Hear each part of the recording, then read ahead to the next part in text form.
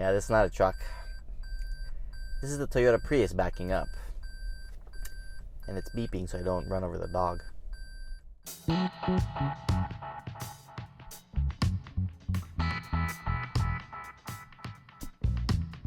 Let's be real here. The only cool thing about the Prius was that Cameron Diaz had one.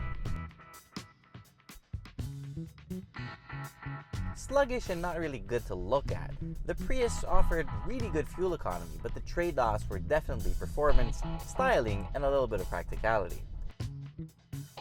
In its fourth generation, it is uglier than ever, but underneath this hideous skin lies a very smooth fuel saver.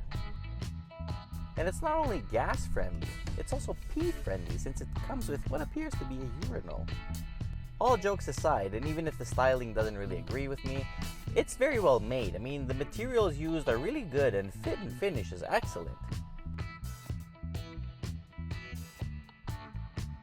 Roominess is really good. I mean, up front here, I got ample space, and the same goes for peeps in the back.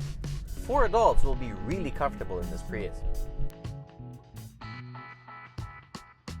The trunk is very well shaped, and for a hybrid, it's very big too. Rated at 697 liters floor to roof, it will fit almost anything you throw at it.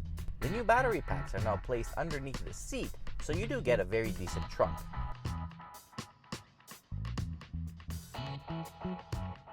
The driving position is very relaxed and the seat is very comfortable.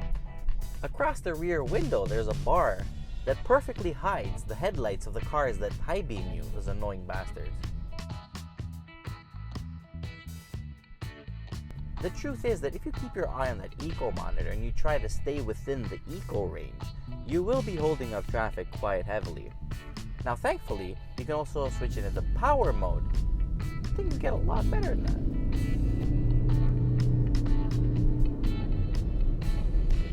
The 1.8-liter Atkinson Cycle VVTi engine, combined with the hybrid Synergy drive, delivers a total of 121 horsepower and a maximum of 120 pound-feet of torque instantly available. Flat out, it can hit 100 kilometers an hour in 10.5 seconds, while making a lot of noise. Speed, though, picks up with decent pace.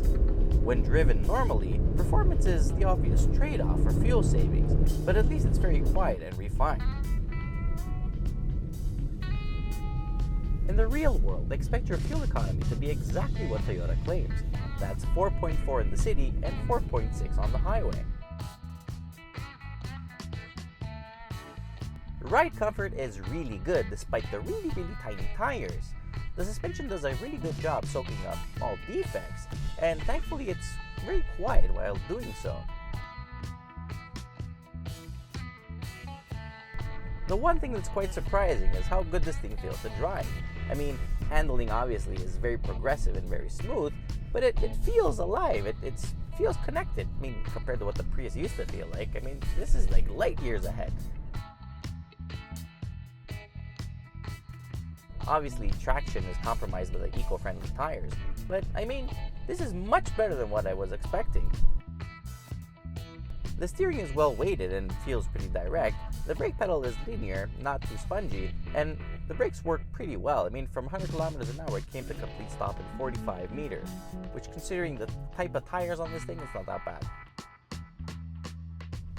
Prices start at $25,995, while the technology model is $28,730. Our test vehicle also has the advanced package installed, which gives you heads-up display, blind spot monitors, and some other little toys, and it's about $32,000. For a daily driver, it's actually really good. I mean, it's very smooth, very refined, extremely good on gas, comfortable, practical, and very easy to live with. The only problem is that it's so damn ugly.